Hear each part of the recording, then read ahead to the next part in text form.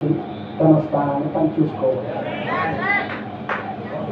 ఒక పని చెప్తా, వింటారా? మరి అవిశ్వాసి సంగతి ఏంటి? మరి వేషధారి సంగతి ఏంటి? ప్రతి గుంపులో ముగ్గురు ఉంటారు కదా. ఇంకా విశ్వాసాల కంటే ఎక్కువ ఉండేది అవిశ్వాసులు, వేషధారులు. మరి వాళ్ళు కూడా వాళ్ళ స్థానాన్ని చూపించుకోవాలి. పాస్టర్ యొక్క పరిచయంలో ఏం జరుగుతుందంటే, 5 రకాల పరిచయంలో విశ్వాసికో క్రీస్తు యొక్క మరుగుమైన శరీరంలో తన స్థానం ఏంటో తనకు దేవుడు బయలుపరుస్తాడు. ఆ స్థానంలో పెట్టి అభిషేకిస్తాడు. అవిశ్వాసికో తను క్రీస్తు శరీరంలో లేడు, జగదుగునాది వేవల మునిపే క్రీస్తు శరీరంలో ఆయన వాడు లేడు, దేవుడు ఏర్పరచుకోలేడు అని అవిశ్వాసికి వేషధారికి కూడా తెలియజేయబడి సంఘాన్ని విడిచిపెట్టి వెళ్ళిపోవాలి, పరిచయాలను విడిచిపెట్టి వెళ్ళిపోవాలి. నేను చెప్పిన అర్థమైందా? ఈ నిజమైన 5 రకాల పరిచయం జరుగుతున్న దగ్గర నుండి వాడు వెళ్ళిపోవాలి. అక్కడ నుండి వెళ్ళిపోయి ఎక్కడ చేస్తాడు?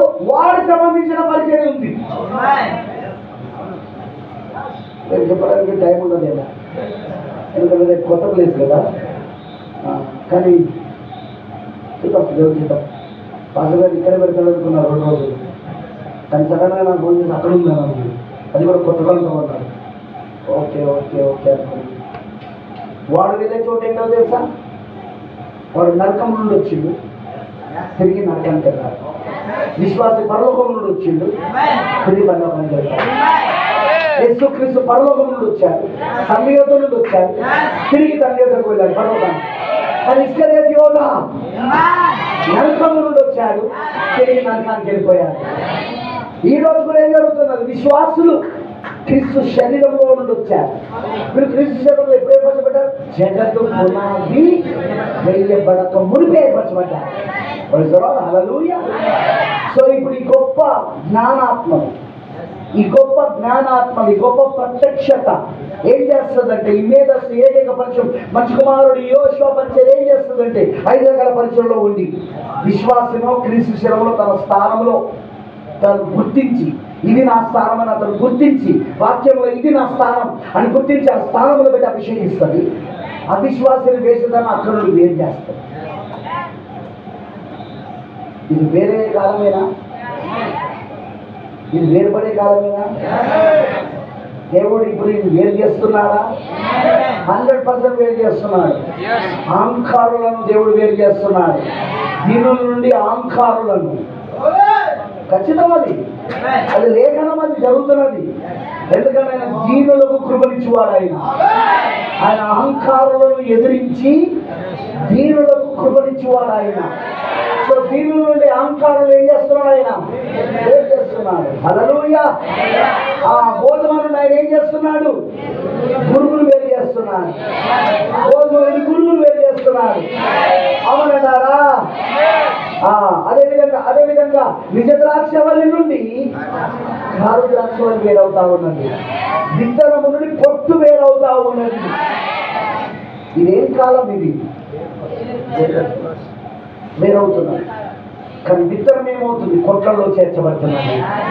అలాగే విశ్వాసం ఏమవుతున్నాడు? క్రీస్తు శరీరంలో పెట్టబడి, అంటే జగద్గుణాది వేవంతో అతనికి దేవుడు ఆ స్థానాన్ని నిర్ణయించి పెట్టాడు. ముందు నిర్ణయంలో ఉన్నాడు అక్కడ. ఇప్పుడు ఈ పరిచర్య ఏం చేస్తుందంటే, 5 రకాల పరిచర్య, యోషువ పరిచర్య, ఏకైక మనిషికి మన పరిచర్య, అది విలియం నిర్ణయంలో కూడా జరిగింది. అదే పరిచర్య ఇప్పుడు 5 రకాల పరిచర్యలో జరుగుతుంది. విలియం నిర్ణయంలో జరిగిందే జరుగుతుంది, ఇప్పుడు వేరే జరగదు. 1963 నుండి 1945 వరకు ఏదైతే విలియం నిర్ణయం దానిలో జరిగిందో యోషువ పరిచర్య, ఏకైక మనిషికి మన పరిచర్య, అదే పరిచర్య ఇప్పుడు వధువులో జరుగుతుంది, 5 రకాల పరిచర్యలో జరుగుతుంది. జరిగి ఏం చేస్తుంది? విశ్వాసిని ఏ స్థానంలో అయితే దేవుడు ముందు నిర్ణయించాడో ఆ స్థానంలో పెట్టి అభిషేకిస్తాడు. అందుకే మీ పిలుపును, ఏర్పాటును మరీ నిశ్చయం చేసుకోమంటున్నాడు. హల్లెలూయా. అందుకే మిమ్మల్ని పిలిచిన పిలుపు వలన నిరీక్షణ ఎట్టిదో, పరిశుద్ధులతో ఆయన స్వాస్థ్యం యొక్క మహిమాశ్వర్యం ఎట్టిదో, ఆయన క్రీస్తునందు వినియోగపరిచిన బలాభిషేకం బట్టి విశ్వసించి మన యందు ఆయన చూపుచున్న తన శక్తి యొక్క అపరిమితమైన మాధ్యం ఎట్టిదో మీరు తెలుసుకోవాలనని.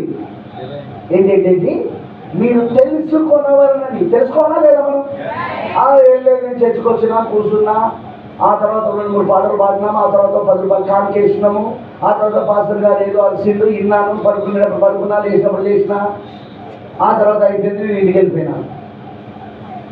లేదు లేదు లేదు లేదు లేదు లేదు లేదు లేదు లేదు లేదు మీ పిలుపు వలన నిరీక్షణ ఎటుదో తెలుసుకోవాలి. పరిశుద్ధులతో ఆయన స్వాస్థ్యం ఒక మహిమాశ్వరం ఎటుదో తెలుసుకోవాలి. ఆయన క్రీస్తులను వినియోగపరిచిన బలాతిశయమును బట్టి విశ్వసించు మన యందు ఆయన చూపుచున్న తన శక్తి యొక్క అపరిమితమైన మహత్యం ఎట్టిదో తెలుసుకోవాలి. మీరు తెలుసుకోవాలని మన ప్రభు అయిన యేసుక్రీస్తు యొక్క దేవుడైన మహిమాస్వరూపుడు తండ్రి తన్ను తెలుసుకొనుట యందు మీకు జ్ఞానమును ప్రత్యక్షతను గల మనసు అనుగ్రహించినట్లు నేను నా ప్రార్థనల యందు మిమ్మల్ని గూర్చి విజ్ఞాపన చేయించున్నాను. ఇది ఎఫెసీ కోసం చేసిన ప్రార్థన. ఇప్పుడు మళ్ళీ మనం ఎఫెసీకి వచ్చినాక అంటే ఇప్పుడు మన ప్రార్థన ఏంటి? మరి సేవకులారా మీరే చెప్పండి పాస్టర్స్, మన ప్రార్థన ఇదే. రండి, దశమబాలు ఇవ్వండి, కాంకలు ఇవ్వండి, ఆ తర్వాత వెళ్ళిపోండి. అదా మన ప్రార్థన. నీ జీవితం పెట్టున్నా పర్వాలే, నీ ప్రత్యక్షత రాకపోయినా పర్వాలే, నీకు ఆ జ్ఞానాత్మ రాకపోయినా పర్వాలే, ఇవన్నీ నువ్వు తెలుసుకోకపోయినా పర్వాలే, ఆ 7 సంఘాలలో తెలుసుకోకపోయినా పర్వాలే, 7 ముద్దలు తెలుసుకోలేకపోయినా పర్వాలే, ఆ 7 గుర్రాలు తెలుసుకోకపోయినా పర్వాలే, 11 తెలుసుకోకపోయినా పర్వాలే, ఆ మర్మాలు తెలుసుకోకపోయినా పర్వాలే. వచ్చాక ఎండమేస్ బోర్డు ఉందిగా, సరిపోయిందిగా. మీ ఇంట్లో ప్రవక్త ఫోటో ఉందా? ఉంది పాస్టర్ గారు. మీ ఇంట్లో మేఘం ఫోటో ఉందా? ఉంది పాస్టర్ గారు. ఇంకే సరిపోయింది. పో తెలుసుకొనవలెను. నువ్వు ఎవరు నువ్వు తెలుసుకోవాలి. క్రీస్తులోని స్థానం ఏంటో నువ్వు తెలుసుకోవాలి. నువ్వు ఎక్కడి నుండి వచ్చావో నువ్వు తెలుసుకోవాలి. ఎందుకు భూమిపై ఉన్నావు, ఎక్కడికి వెళ్ళబోతున్నావు. నువ్వు కాళ్ళు ఉన్న కాలంలో లేవు, లూథర్ కాలం. చేతులున్న కాలంలో లేవు, ఎస్లీ కాలం. అలా పెంతెకోస్తు కాలంలో కూడా లేవు. నీకు ఇప్పుడు ఆ సిద్ధాంతాలను నమ్మడానికి నువ్వు ఇప్పుడు ఏ కాలంలో ఉన్నావు? కనులు వచ్చి మేధస్సును పరిచయం చేసింది. కనులు వచ్చి కనులు ప్రవక్త ఈ మేధస్సును పరిచయం చేసింది, ఈ జ్ఞానాన్ని పరిచయం చేసింది, శిరస్సును పరిచయం చేసింది. తెలుసుకోవాలి నువ్వు. తెలుసుకోవాలి. వాళ్ళందరూ ఏమవుతున్నారు? ఫిల్టర్ అయిపోతున్నారు, వడబోత జరిగిపోతున్నారు. అదే ఇప్పుడు జరుగుతున్నది.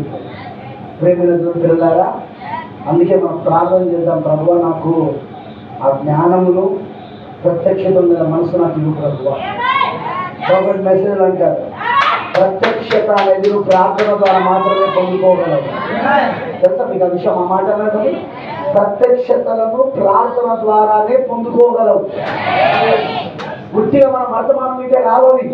వర్తమానం వింటూ ప్రార్థనలు చేయాలి. మనం దేవుడు అడగాల, ప్రభు నాకు ప్రత్యక్ష దివు ప్రభు, నేను వర్తమానం వింటా, నా ప్రత్యక్ష దివు ప్రభువా. పాస్టర్ బోధిస్తున్నాడు, నా ప్రత్యక్ష దివు ప్రభువా.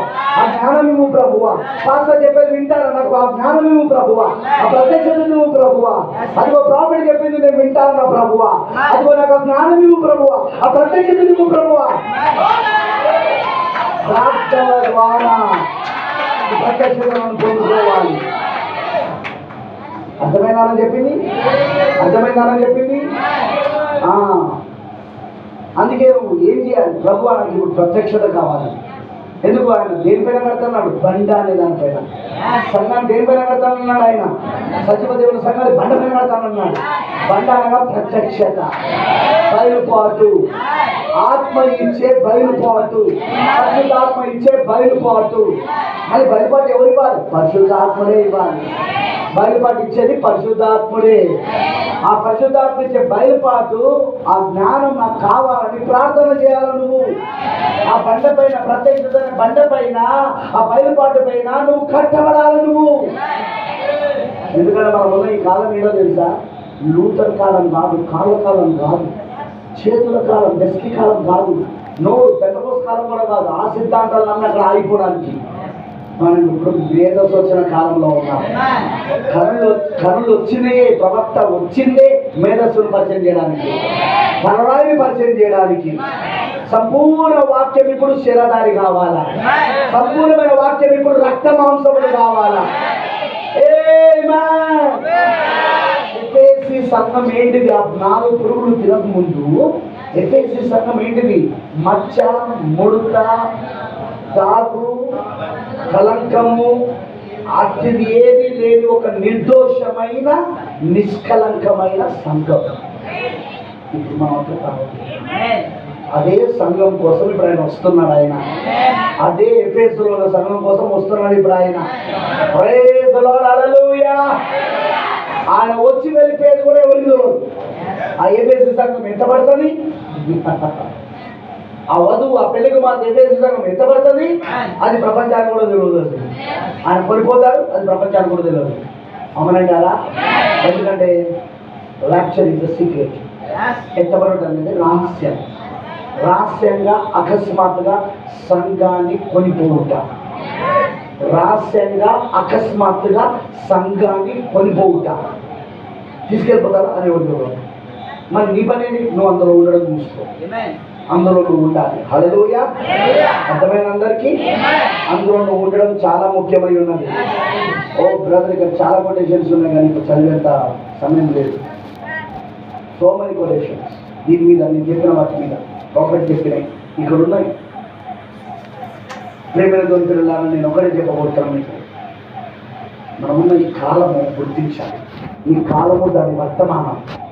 ఈ కాలము మేధస్సు వచ్చిన కాలం, శిరస్సు వచ్చిన కాలం.